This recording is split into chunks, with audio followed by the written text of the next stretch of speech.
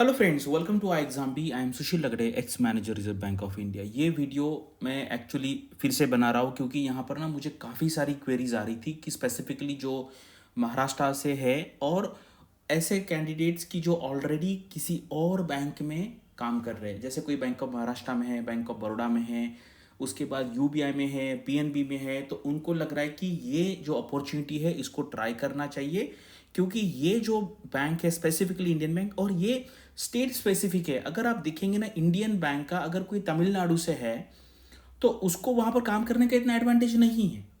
Correct, ये बात मतलब आपको किसी ने बताई भी नहीं होगी और कोई मतलब ये समझता भी है। तो यहाँ पे अगर आप, और मैं इनिशियली ना ये वीडियो मराठी में बनाने का सोच रहा था, लेकिन क्या है फिर कैंडिडेट्स मुझे पूछते बाकी कि सर आपने उस वीडियो में क्या बताया, हमें बताइए। तो इसलिए मैंने ये हिंदी में कहा है क्योंकि जो महाराष्ट्र से है उनको हिंदी समझती है। तो आप ये लॉजिक समझिए, पूरा वीडियो देखिए तभी आपको पता चलेगा। अदरवाइज क्या हो रहा है कि जो लोग बैंक ऑफ जैसे महाराष्ट्र से वो बोलते हैं कि चलो बैंक ऑफ महाराष्ट्र देंगे क्योंकि महाराष्ट्र का बैंक तो नहीं कह सकते, लेकिन यहाँ पे ज़्यादा ब्रांचेस है उसकी। क्योंकि अगर आप प्राइवेटाइजेशन की, नेशनलाइजेशन की हिस्ट्री देखेंगे तो ये जो बैंक है, जो किर्लोस्कर ग्रुप के जो थे उन्होंने ये एस्टेब्लिश किया था। तो पहले प्राइवेट बैंक था, फिर बाद में सारे नेशनलाइज हो गए। तो अगर आप बैंक ऑफ महाराष्ट्र देखेंगे महाराष्ट्र में, तो उसकी इतनी सारी ब्रांचेस है, इतने रूरल एरिया में कि भाई वहां पे खाने पीने का भी प्रॉब्लम हो सकता है। लेकिन ऐसे कुछ बैंक्स है, ऐसे कुछ स्टेट्स में कि उनकी ब्रांचेस का नंबर बहुत कम है और वो जो उनका कॉन्सेंट्रेशन है वो सारे बड़े बड़े सिटीज में है। इसके बाद में इंडियन बैंक के साथ और पंजाब एंड सिंध जो बैंक है उसका, महाराष्ट्र का जो ब्रांचेस है वो भी दिखाऊंगा तो आपको पता चलेगा यहाँ पे क्या है सबसे इंपॉर्टेंट है। अब अभी आपने एक रिसेंट इंसिडेंस भी देखा होगा कि वहाँ पे कुछ ब्रांच मैनेजर को मारा है किसी लोगों ने। तो ये अगर आप आपके स्टेट में काम करेंगे, आपको लोकल लैंग्वेज आती है, तो आपके साथ ऐसा कोई बिहेव नहीं करेगा क्योंकि उनको पता ही आप इस स्टेट से है। करेक्ट, ये होता है। मतलब देखो, कहने के लिए तो हम कहते हैं कि भाई हम पूरे इंडिया से हम कहीं भी काम करेंगे, लेकिन ऐसा नहीं है। अगर आप प्रैक्टिकली देखेंगे तो बहुत दिक्कत आती है, लैंग्वेज की दिक्कत आती है, खाने पीने की दिक्कत आती है, आने जाने की दिक्कत आती है, काम करने की भी दिक्कत आती है। अगर आपको लैंग्वेज नहीं पता चलेगा, मुझे बताइए कि अगर तमिल पर्सन को वहाँ पर आसाम में भेजकर और आसाम के पर्सन को तमिलनाडु में भेजकर क्या फ़ायदा? दोनों काम नहीं कर पाएंगे, दोनों अनसेटिस्फाइड रहेंगे, उनके कस्टमर भी अनसेटिस्फाइड रहेंगे। ऐसा क्यों करते हैं? करेक्ट। तो वो करने की बात है कि भाई पूरी इंडिया में जाना चाहिए। भाई देखो, जिसको जाना है वो जाएंगे, लेकिन अगर आपको इतनी दिक्कत आएंगी कि बाद में जॉब छोड़ने की नौबत आए तो क्या फायदा? ठीक है। और मैंने यहाँ पे बहुत रिसर्च करके वीडियो बनाया है और मैंने ये भी बनाया है यहाँ पे स्पेसिफिकली महाराष्ट्र के लिए कि जो अलग अलग बैंक्स हैं, हमारी जितनी सारी पब्लिक सेक्टर बैंक्स है उनकी कितनी ब्रांचेस महाराष्ट्र में है, और जितनी कम ब्रांचेस होंगी उतना एडवांटेज ज़्यादा है। ये आपको कोई नहीं बताएगा। आपको सब बोलेगी कि भाई जो जितनी ज़्यादा ब्रांचेस है वो स्टेट में काम करो। और आपको पॉलिसी, इसलिए मैंने एक लास्ट टाइम एक वीडियो भी बनाया था। देखो, पॉलिसी जो बैंक की है ना, ऐसी होनी चाहिए कि आपको वो इनिशियल पोस्टिंग एटलीस्ट कुछ साल के लिए आपके होम स्टेट में मिलना चाहिए। ये अगर होगा और कम ब्रांचेस होगी तो वैसी बैंक आपको सेलेक्ट करनी चाहिए। तो ये इसलिए मैंने बनाया हिंदी में कि बाकी जो लोग हैं वो भी सोच सके और अपने अपने स्टेट के लिए इस टाइप का लॉजिक लगा के आप ये मतलब जब फॉर्म फिल करेंगे या कोई भी ऐसा नोटिफिकेशन आता है आप काम कर पाएंगे। और ये जो इंडियन बैंक है इनके बहुत कम रूरल ब्रांचेस हैं। करेक्ट। और मेरा जब सिलेक्शन हुआ था उस टाइम इलाहाबाद बैंक हुआ था, मैंने यही सोच के लिया था। अदरवाइज मेरे पास एसबीआई पीओ का ऑफर था उस टाइम पे, 8-10 ऑफर थे, लेकिन मैंने ये सिलेक्ट किया क्योंकि मुझे पता था। और जब मैं ज्वाइनिंग के लिए गया उन्होंने कहा कि आपकी पोस्टिंग पहले 10-12 साल के लिए यही स्टेट में होगी और वो भी आसपास के एरिया में। तो उन्होंने, मेरा पहला जो पोस्टिंग था मेरे सब घर से सिर्फ 5-10 किलोमीटर के आसपास था वो बैंक।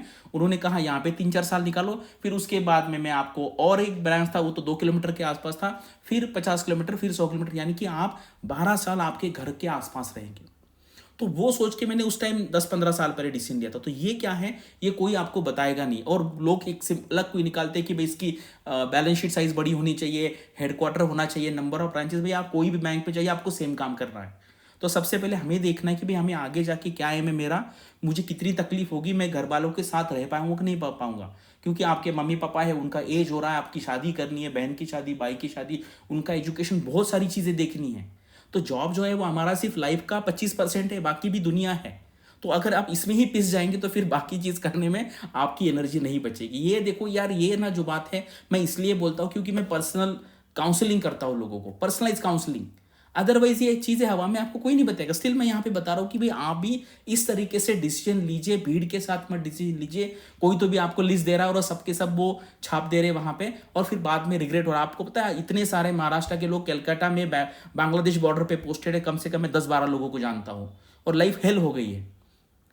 देखो अभी तो कितना प्रॉब्लम है, आने जाने का प्रॉब्लम, खाने का प्रॉब्लम, पढ़ाई नहीं हो रही है, लैंग्वेज समझ में नहीं आ रही। तो ऐसा नहीं करना है, प्रैक्टिकली यहाँ पे डिसीजन लेना है। तो चलो यहाँ पे वीडियो स्टार्ट करते हैं। तो ये आपको सबको पता है, इंडियन बैंक ने तो भाई यहाँ पे तो रिक्रूटमेंट नहीं लाया है। सेंट्रल बैंक ऑफ इंडिया ने इतना फाइनलाइज करने के बाद फिर से रिड्यूस किया है, तो कोई भी बैंक कभी भी आगे पीछे कर सकता है। तो अभी ये है, और बहुत सारी बैंक ऑफ बड़ौदा देखो कभी रिक्रूटमेंट नहीं कर रहा है, बैंक ऑफ महाराष्ट्र भी नहीं कर रहा, अपने अपने अलग निकाल रहे हैं। अभी यूबीआई का भी आया, बहुत सारी बैंक्स, क्योंकि उनको अभी क्या है, ये दिक्कत आ रही है कि भाई यहाँ नॉर्थ का लड़का साउथ में जाके, साउथ वाला नॉर्थ में जाके काम भी नहीं होगा, ना एम्प्लॉय खुश, ना कस्टमर खुश, ना बैंक खुश, कोई खुश नहीं। भाई ऐसा कौन सा डिसीजन होता है कि जहाँ पे सारा लॉस है। हम तो पढ़ते भाई विन विन होना चाहिए, करेक्ट। तो ये मुझे ऐसे लगता है कि ये बैंकर जो है इनको समझ में आना चाहिए कि अगर आप कैंडिडेट को अच्छा जगह पे पोस्टिंग देंगे घर के आसपास, एटलीस्ट इनिशियल कुछ सालों के लिए, जैसे इन्होंने किया है 12 साल हर अपने स्टेट में रहना, ये बहुत बड़ा एडवांटेज है। ठीक है, यहाँ पे देखो अभी हम महाराष्ट्र की बात कर रहे हैं, और ये गुजरात के लिए भी ये लॉजिक अप्लाई होगा, क्योंकि अगर आप तमिलनाडु में जाएंगे तो ये जो बैंक है इसकी इतनी सारी ब्रांचेस होगी कि भाई इतने इंटीरियर एरिया में जाएंगे, आने जाने के लिए आपको बस भी नहीं मिलेगा।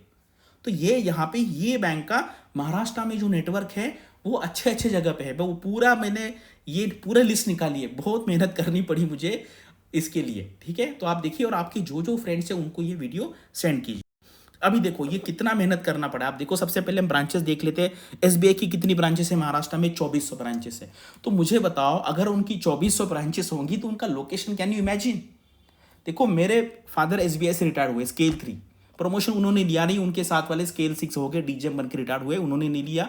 और जब मेरा सिलेक्शन हुआ उन्होंने कहा भी एसबीआई में नहीं मत लो, क्योंकि ऐसे ऐसे एरिया में ब्रांचेस है कि जहां पे आपको जाने के लिए 2-3 मोड यूज करने पड़ेंगे।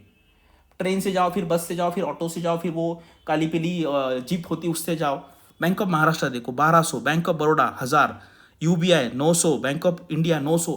जितनी ज़्यादा ब्रांचेस आपके स्टेट में उतना ही इंटीरियर पार्ट्स में ब्रांचेस रहेगी, ये आपको समझ लेना है।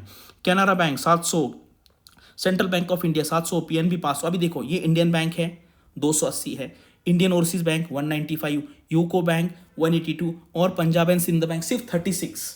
और ये 36 में से 21 तो अकेले मुंबई में है।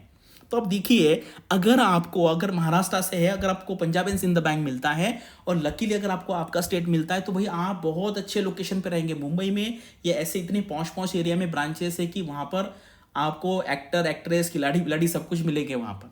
ठीक है, अभी आते हैं हमारे इंडियन बैंक पे। ये देखो ये इसको मैंने पूरा कलर कोडिंग करके बहुत टाइम लगाया। देखो मुंबई, ये टोटल 280 में से मुंबई ठाणे के आसपास 132 ब्रांचेस है, पुणे के आसपास 33 है, विदर्भ में 61 है, मराठवाड़ा रीजन में 19 है, वेस्टर्न महाराष्ट्र में 12 है, नासिक अहमदनगर ये जो जिसको खानदेश बोलते हैं उस एरिया में 17 है, करेक्ट। और ये कोकण जो है 6 है। तो आप यहाँ पे देखो पूरे बड़े बड़े जगह पे, क्योंकि जब आप किसी भी स्टेट में कोई बैंक की अगर कम ब्रांचेस होती है तो वो मेजर सिटीज में होती है। यहाँ पे सारी जो ब्रांचेस है, एक तो मेट्रो सिटीज, बड़ी सिटी या तालुका प्लेस लेवल पे, बहुत इंटीरियर पार्ट में कोई ब्रांच नहीं है, करेक्ट। जैसे अगर मैं यहाँ पे कहूँ तो मैं यहाँ पे रहता हूँ औरंगाबाद, अभी संभाजी नगर हो गया, छत्रपति संभाजी नगर ये है। उसके बाद ये मेरा पास में 50 किलोमीटर पे है, करेक्ट। तो उन्होंने मुझे कहा कि अगर आप यहाँ पर काम करेंगे तो आपको 4 ब्रांच और ये 2 6, इसी में हम आपके 10-12 साल कर देंगे। ये मतलब जब मैं ज्वाइन किया तब है। अभी मुंबई में अगर कोई रहता है तो उसको देखो कितना चांस है। और आप एक दूसरी बात समझ लो, जैसे मान लीजिए बैंक ऑफ महाराष्ट्र है, तो बैंक ऑफ महाराष्ट्र में सारे लोग महाराष्ट्र के ज़्यादा लोग होंगे, करेक्ट। मान लीजिए कोई पंजाब से है, तो पंजाब जाने के लिए पंजाब के कम लोग होंगे, तो सबको तो पंजाब जाने का ज़्यादा चांस मिलेगा ना, क्योंकि जो महाराष्ट्रियन होगा वो तो वहाँ पे रिलेक्टेंट होगा जाने के लिए। इसीलिए आपको ऐसे बैंक में जाना है कि जहाँ पर आपके स्टेट के कम लोग होंगे, यानी कि आपको आपके स्टेट में रहने का मौका मिलेगा। क्योंकि जब मैं इलाहाबाद में आया था तो उस टाइम पे मराठवाड़ा रीजन के बहुत कम लोग थे उस बैंक में। तो यानी कि अगर मैं मराठवाड़ा से आया हूँ तो वो कहेंगे कि भाई आप उस एरिया से, तो आप वहीं रहिए, करेक्ट। हम यूपी से, हम यूपी में रहेंगे। तो ये एक्चुअली जो है ना, मैं जो बता रहा हूँ ये सब लोग नहीं जानते और समझ भी नहीं पाते। तो ये आपको यहाँ पे समझना है। अभी ये पूरा देख लो, अगर आप महाराष्ट्र से है तो आप देख लो, आप पूरा अच्छे अच्छे एरियाज में ब्रांच है। अभी मैं पंजाब एंड सिंध बैंक आपको बताता हूँ। ये देखो, ये है पंजाब एंड सिंध बैंक की पूरी 36 ब्रांचेस है। टोटल 36 में से देखो 21 मैंने ये जो कलर किया ये अकेले मुंबई में है।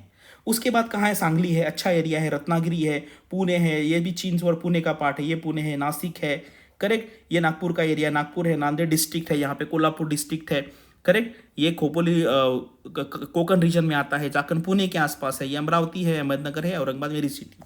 तो आप यहाँ पे देखिए इतनी कम ब्रांचेस हैं।